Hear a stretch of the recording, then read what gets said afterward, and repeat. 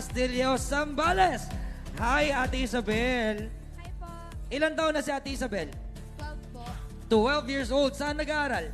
Sa St. Nicholas Academy. St. Nicholas Academy yan. Ate Isabel, ikaw ba, ilang beses ka na sa tingin mo nakasali ng singing competition? Mga 5 times na po. 5 times. Kinakabahan pa ba? Medyo po. Medyo. Dapat yung mga ganyan talagang wala ng kaba. Pero hindi natin may iwasan, di ba? Every competition kasi nakakakaba talaga yan.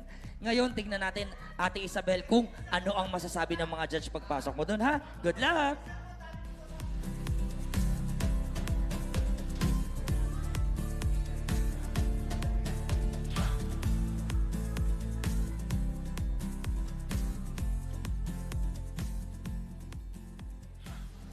Good morning po. Good morning. Si Isabel, sila yung triplets, sila yung tatlo nung mga panahong bata pa kami. Kasi bata pa si Isabel. Ayan nakalagay, Isabel. Ready na? Oo naman. Okay, bigyan na natin, Ate Isabel.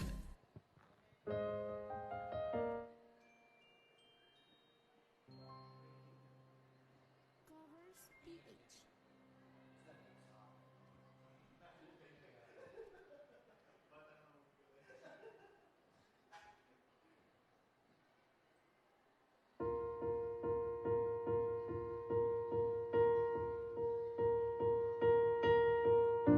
I got my driver's license last week, just like we always talked about. 'Cause you were so excited for me to finally drive up to your town. They drove through the suburbs, crying 'cause you were around. You're probably with that blonde girl who always made me doubt.